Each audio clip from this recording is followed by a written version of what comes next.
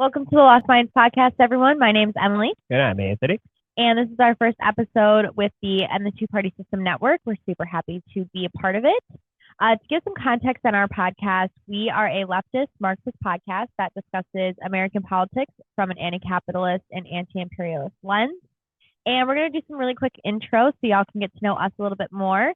So, Anthony, if you want to share your name, your pronouns, and what radicalized you. Yeah, name is Anthony, and he, him pronouns. And what radicalized me was, at first it was seeing firsthand the healthcare system and the ugliness of that. Not only we get the same healthcare as everywhere else in the world, but we pay, like double what everybody else pays. It's a joke. And it just kind of opened my eyes to how we're kind of just mistreated in the system on a human level. The pandemic definitely radicalized me, the reaction to that and the way it was handled. And Trump being elected, Bernie losing, a lot of things. What about you? Yeah, so my name's Emily, pronouns are she, her. And my upbringing radicalized me mostly. I would say that that's where like a lot of my root feelings about my ideology come from. I'm from a very low income single parent household. So I've been on government assistance before. I grew up on Medicaid. So I know the benefits of having government programs. But I also know the detriments that can happen when being ran by very neoliberal politicians. So yeah, that's kind of my experience and really what informs my feelings and thoughts about the world.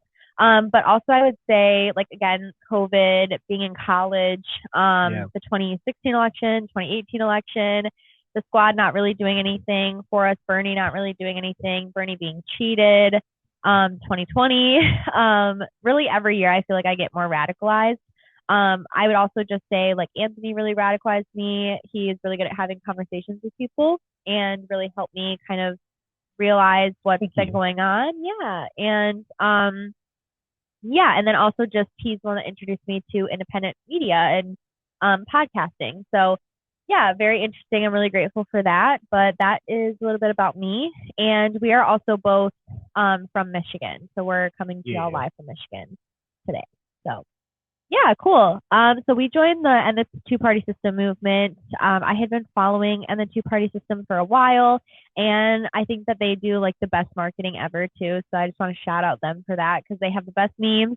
But that's really how I found them. I thought that they had really cool content, and yeah, we were asked to be a part of the network, and we really couldn't have found a reason to say no. It's a great cause, and we definitely truly believe personally in ending the two-party system, and also what this podcast talks about as well. So yeah, that's kind of a little bit about us. And I'm very excited to be here. That promo that they made was so cool. So I saw us, I was like, that's me. I know, I was so fired up about it. So yeah, thank you all so much for being here too, by the way. Thank you for subscribing. Don't forget to subscribe and like the channel, comment. Helps us boosting the YouTube algorithm, and just support our about work. to blow like Yellowstone over here. I'm so excited. Cool. So we're going to talk a little bit more about the state of the left, what leftism is, for those of you who may not know, and talk a little bit about where we stand as far as electoral politics and what we support. So yeah, talk about that next.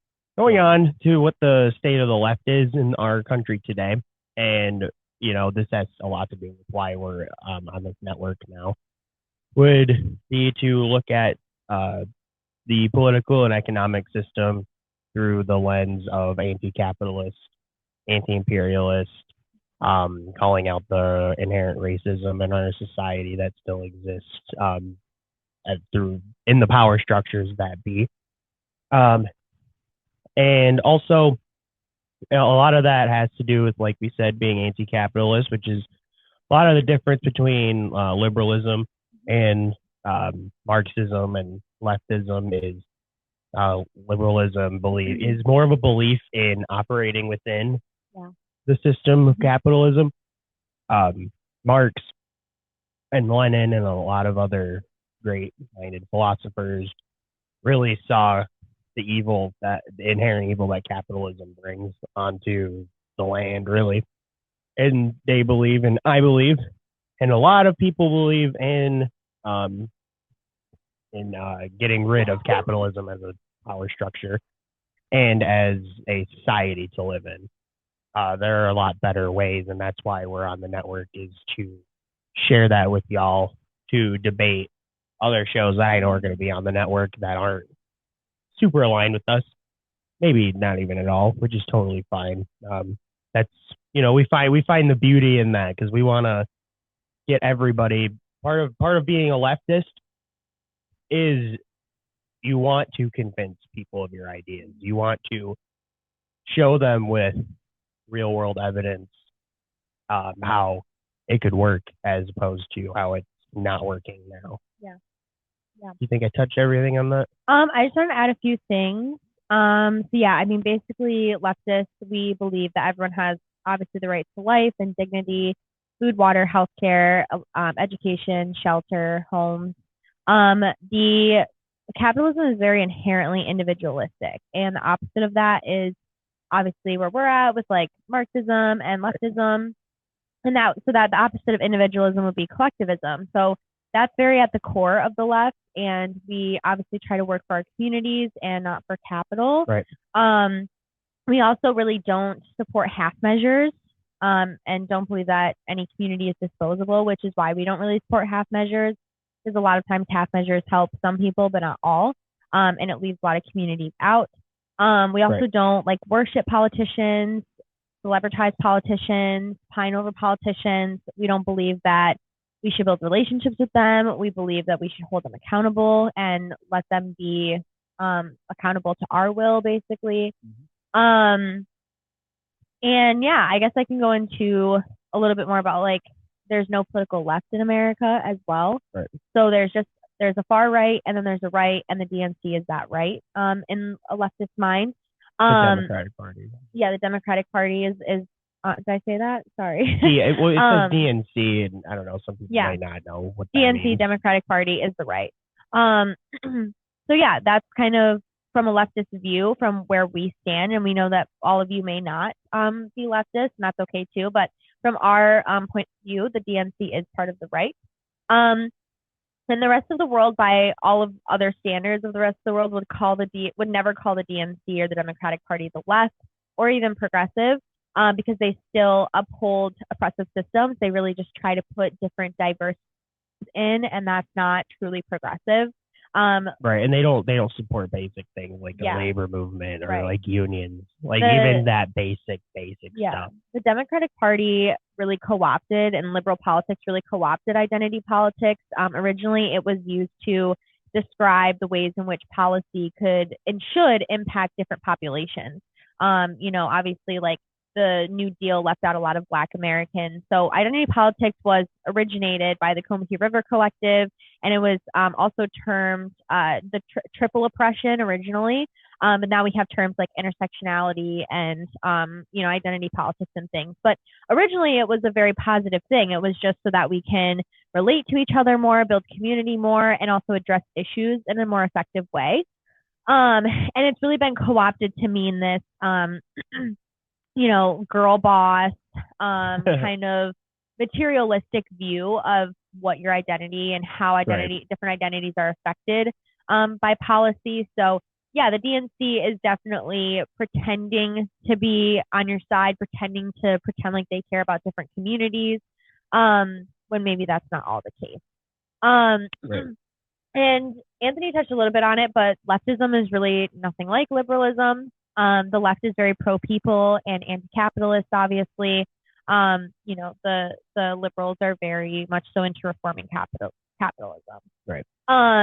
There's a quote that I liked, and a lot of the language that we're using is from an Instagram activist. Their name is @WokeScientist on Instagram, so go give them a follow. They do a lot of great content on current events, world events. And yeah, that's kind of where we got a lot of this language, because we thought that they really summed up where we stand on a lot of these issues and how we view the left in the most perfect language I've ever seen. So credit to them for a lot of this as well. But they had a really great quote on this post, and it said, "The left is first and foremost about prioritizing people over profits. community over corporations, and friends over finances. And I just really like that. I think that it's a great way to describe it. It's a good saying. And yeah, so that's a little bit about the left. Obviously, with any political ideology comes electoral politics and electoralism. So that's the next part that we're going to talk about. And where do folks on the left land on this issue? And it's a very hotly contested issue on the left right now. So yeah, we're going to talk about that and go into a little bit more in detail about why we should end the two-party system. Our main message on this network is, as far as why we believe ending the two-party system is not only necessary but needed, is really that voting is just this illusion of it's supposed to give you this feeling of like you're in control. You have some sense of control and say as to what goes on in your democracy that you live in. But the first thing that's wrong with that is we don't live in a democracy. We live in an oligarchy. Think about who picks the presidential candidates for the mainstream two parties that run the country. It's Wall Street. It's the pharmaceutical companies. It's the gas and oil companies. So, just right then and there. And then, that also goes into how the legislative bodies are operated. They're made to tend and give favor to people that give them the money that we just talked about, and that includes the military-industrial complex, which leads into our empire state that we live in being a military state, not here, but in other countries. So war kind of runs things in this country as far as that goes. And we really have a one-party system. Republicans and Democrats are the same. Any candidate is fine for the rich ruling class. There's a quote that I really like, and it says, Republicans will stab you in the chest and Democrats will stab you in the back. So that really sums it up very nicely. But basically, liberal centrist Democrats will really tell you that they're an ally. Like you said, use identity politics to pull people in, to really appeal to people's deep emotions and anger about what they're experiencing. But they'll still continue to uphold white supremacy and, different oppressive systems. They're not willing to dismantle those systems. And on the left, we want to dismantle those systems. They don't want to destroy the table. They want a seat at the table. And that's the issue. And that's the difference there. So, yeah.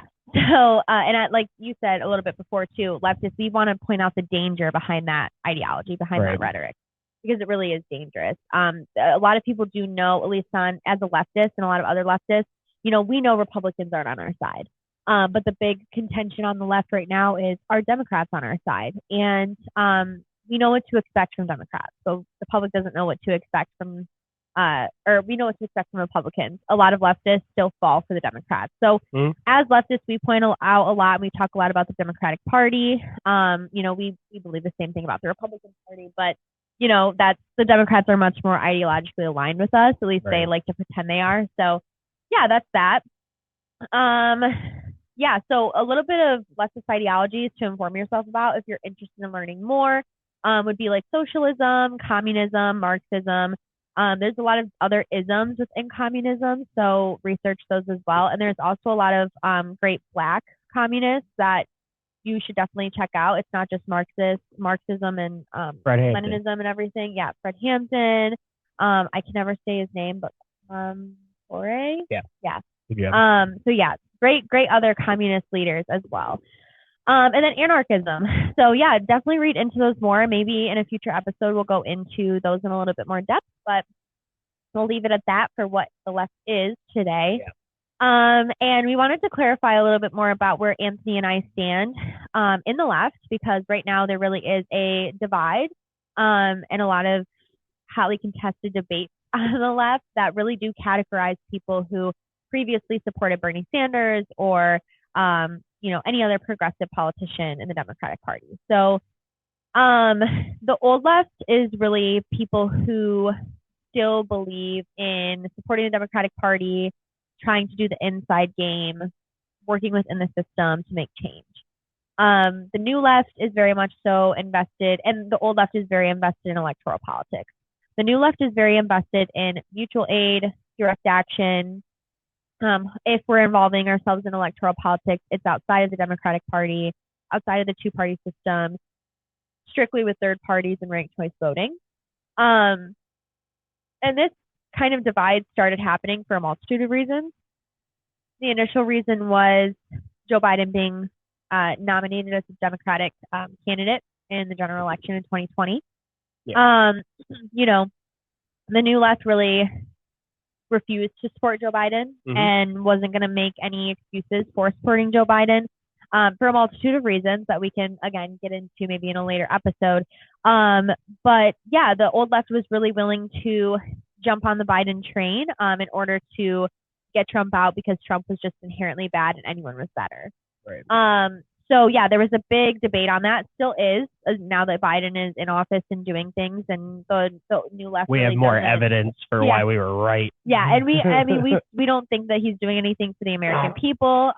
Whereas a lot of members of the old left will still try to find things that he's doing, even if they're half measures. But if you're a leftist, remember we don't believe in half measures. So huge debates there. So it started initially with the nomination, and then we have the CARES Act, which was the biggest, largest, upward transfer of wealth in history. There was expirations on unemployment were supposed to be done in December 26th, which it was hoping to address. And the ways that this relates to leftism is that progressives could have blocked it. They needed a majority vote, not a unanimous vote. And Bernie's role, he really did like a speech, a kind of grandstanding speech about adding unemployment to the bill. It was actually Tim Ryan. And that just kind of was added on top of the fact that the squad and progressives, they really just mischaracterized all the blame to only members of the GOP instead of, really taking accountability for not trying to do anything to block this bill. And it just further cemented their role in the political theater of American politics. So yeah, and like that, and that whole, like the whole purpose of that bill and that act was to basically, because all the small businesses were closing, so they gave all the owners, like the owner class and the CEOs, that $5 trillion so they could go and buy up all that property and all those businesses. For sure. So they basically were like, okay, here you go. Instead of just one person not voting for it. They just, it was ridiculous. And then obviously Biden won in November, without any progressive policy concessions. Yep.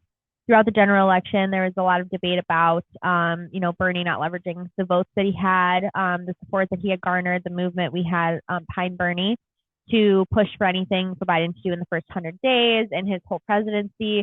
We got a lot of task forces that did research on issues we already know will be beneficial for the country. We already know have majority support from the country.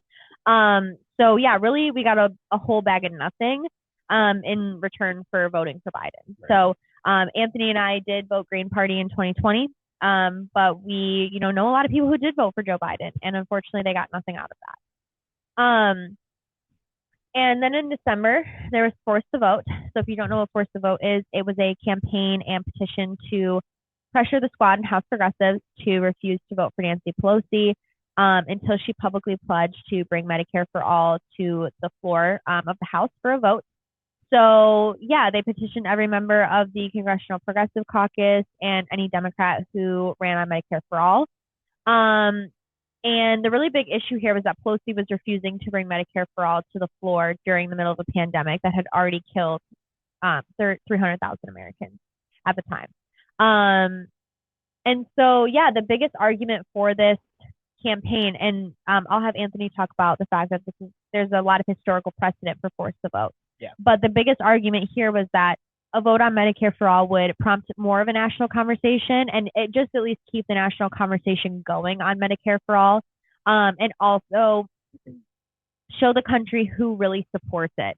So not just theoretically by co-sponsoring the bill, but actually in practice. Would you vote for it if it came on the floor?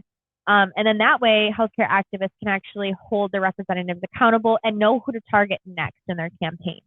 as a healthcare activist, I can say that there's really nowhere else for us to go at this point. The next best thing to do is force the vote, so we know who to target and who we need to continue to hold accountable for Medicare for all.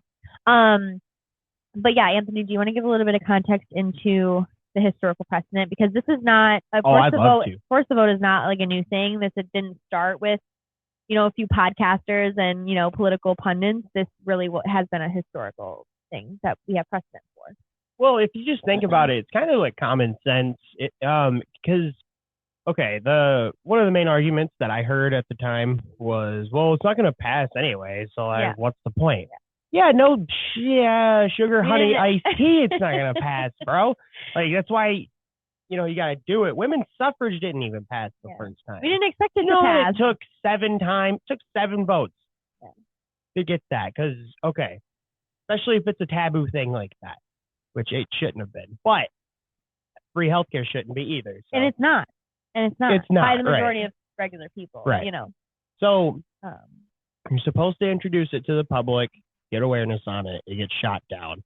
Then you go on a public, basically tantrum about, hey, they don't want you guys to have healthcare. They want you to pay double or 5 times what other countries pay for the same healthcare that they have.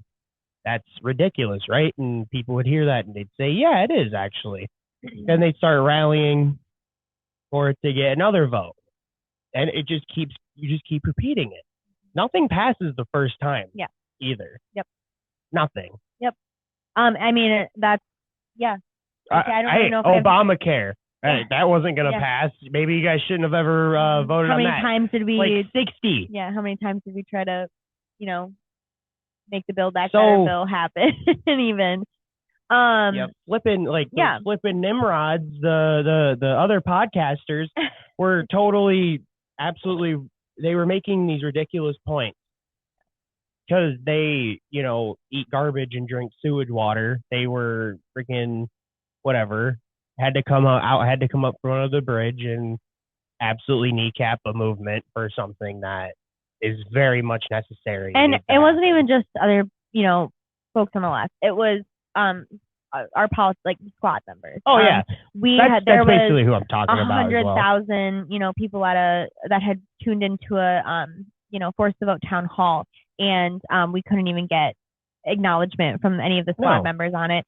And obviously, all of them ended up voting for Nancy Pelosi, Cori Bush, and Jamal Bowman. Well, that was one of their first votes when they were elected, was for Nancy Pelosi. So, it was a huge issue on the left. It was, I think it was really the breaking point. I mean, Joe Biden was one thing. It had all been racking up, and then force the vote happened, and it really was like, okay, if we're not going to support Medicare for all, like that's the basic for being elected. It was during a pandemic too, so it really was an unmasking, an unveiling. Yeah. Well, that is a great segue. It is a great segue. It was meant for that. Thank you for recognizing. Oh, I'm so glad. My segue skills. So we are going to be playing a video by Richard Medhurst. Go give him a follow for sure. He coined this term, the Great Unmasking, and it really is about the turning point of when the left really started to see the progressive heroes that we thought that they were switch up on us. So yeah, I think that this is a great way of putting it. This is why we're gonna, show this video, because again, it's very well said. I don't know if we could say it any better. And a little bit of a content warning. There is some strong language in the video, lots of swears. Swears are coming. But the anger is very valid. It comes from somewhere, and it's totally normal. Anger is needed. It's not just valid. It is needed. It's needed. It is needed. And I think we're all adults here. And if there's any children in the room, maybe skip over this part, or maybe listen to it another time. Yeah. But yeah, we're going to play this video. We'll come back and just kind of debrief and then go into our next section. Basically wrap up after that. Yeah. Okay, cool. I am ecstatic. I am so glad that the great unmasking is upon us. The fraud squad, all of these progressives voting for Pelosi again. That's the final nail in the coffin. I don't want to hear nothing from you, man. Jamal Bowman and Cori Bush literally just got sworn in their first day on the job. What do they go and do? They go and vote for a war criminal who's denying you health care. The things that they ran on, huh? Just last week, they're saying, oh, we don't know who we're going to vote for. It's a surprise. It's a surprise. Yeah, that surprise was a knife in your back. That's what it was. And then AOC and her media poodles, they got the nerve to pearl clutch, talking about Cussing is violence. You're more offended by cuss words than people suffering, people out here dying, they got no healthcare or money.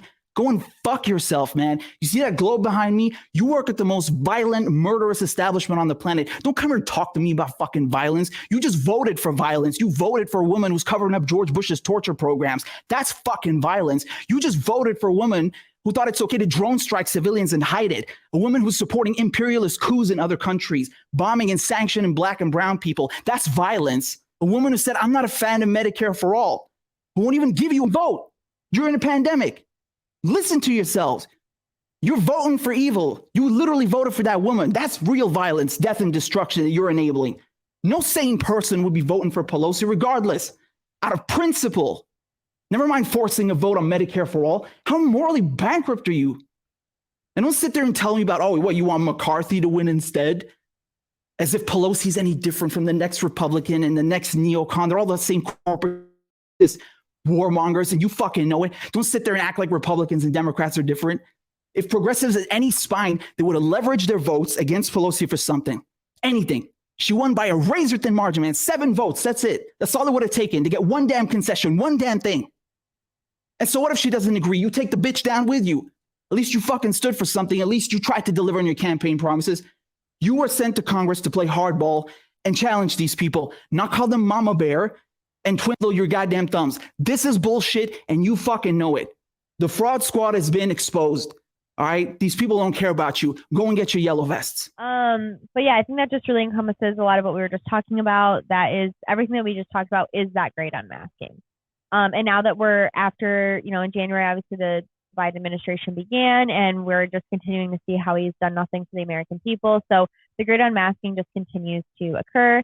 And that's why it is still a very big debate on the left of what's the old left, what's the new left. The old left is very still much so supportive of Biden, and we are not. So yeah, we are on the new left. We don't necessarily, we're not affiliated with any one third party. We haven't really found a third party that we completely love yet.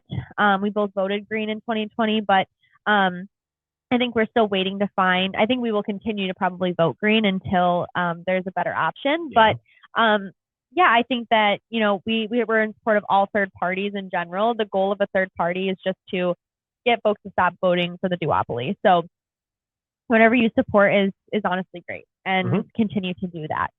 But yeah, I mean, both of us personally are leftists. I think we're both really growing into Marxism, and in general, just believing in less of electoral politics and more into direct action and mutual aid, which is great too. Okay, so to wrap up, we're going to talk a little bit about why y'all should support the ending the two-party system, why we support ending the two-party system, and then we'll kind of wrap up and have some stuff. So I can go ahead and start, or you want me? Fine. Okay, go ahead. Cool.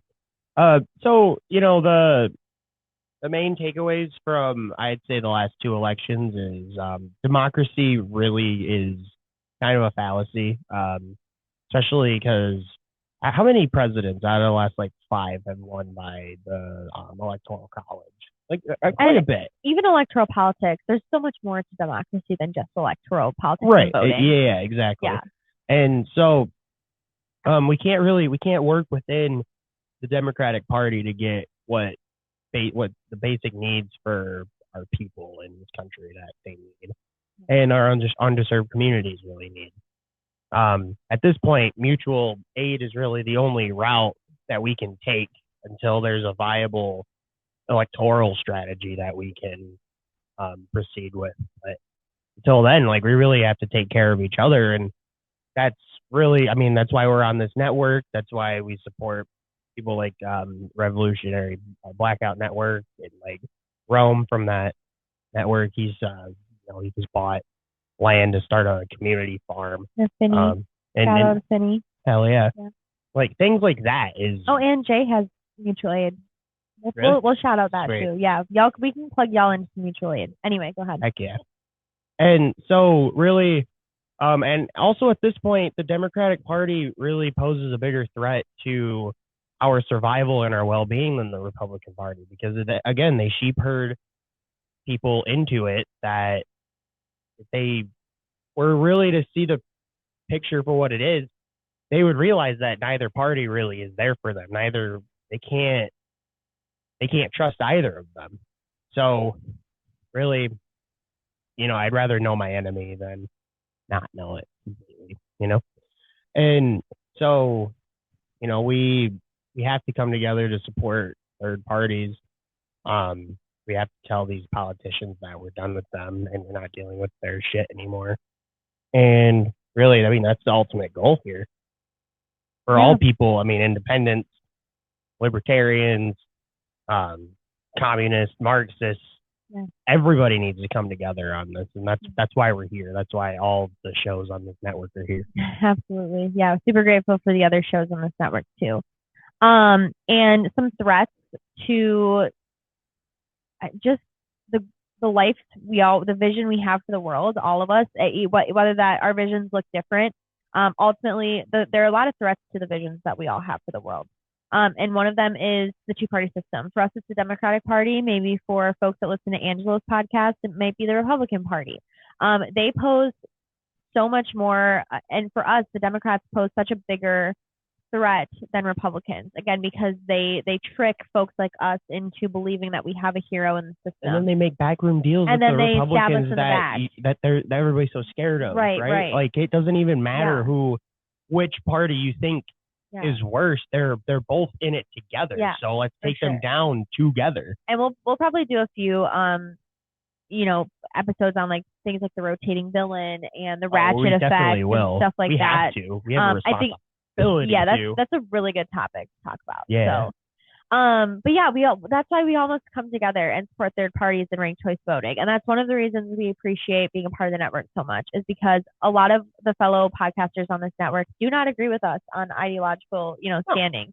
But we all come together to support ending the two-party system. And we said, even, just a second ago, it doesn't matter who you support in a third party as long as we're not voting for the duopoly anymore, So we must come together to do that.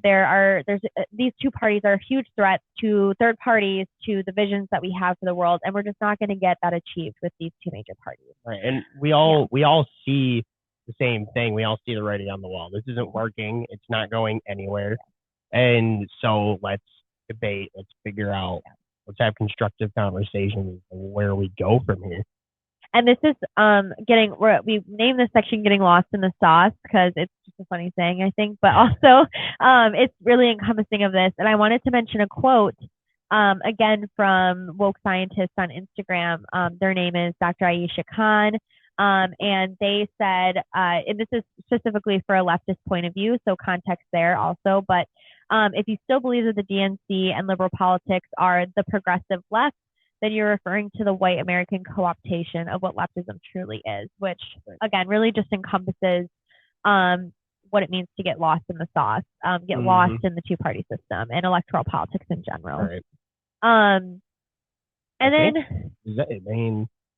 think the last thing that I wanted to say was just that, again, like reminding people, we only have one party in this country, and change is just not possible through electoral politics when it comes to Democrats or Republicans. And a lot of people have questions about viability, and I know Angelo touched a little bit about this in his episode as well, and go check that episode out too.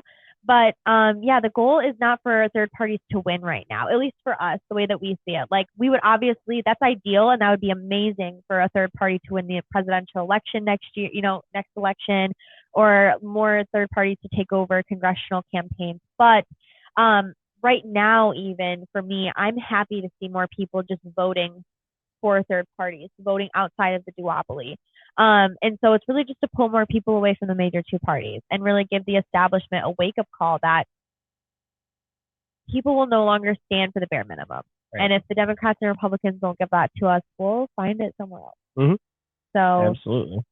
Yeah. Anything else? That's the episode, guys. I think we covered everything. That was good. Yeah. Good stuff. Super excited to be here. Like we said, thank you so much to ending the two-party system. Thank you so much to the folks that have helped us get started, and we're super excited to partner with the other podcasters on this network as well. This movement is amazing. It's so crucial. Y'all should definitely get involved with it. If this is your first time hearing about the two-party system, or hearing about our network, again, make sure you like and subscribe. Please comment, episodes you'd like for us to do as Lost Minds Podcast. And also make sure that you go on and the Two Party Systems website and register to volunteer and donate and support as much as you possibly can. They have fantastic merch as well, so check that out. And yeah, hopefully we'll be on. We don't know, I think, the uploading schedule yet, but we will be on again very, very, very soon. So please, again, leave your comments and suggestions for us. But until then, it's been great being here, starting to do our first episode, and we look forward to, this journey and being with y'all more. So yeah, thank y'all for tuning in, and make sure to tune into the other podcasters on the network. They're doing great stuff. Absolutely. And, we're all going to be collabing together. So it'll be nice to have our audiences come together. And I will try to leave some mutual aid networks in the comments for y'all or the description. So check those out as well. Sweet. Okay, cool, guys. We will see you next time. Thank you so much for joining us. And until then, signing off. Bye, guys.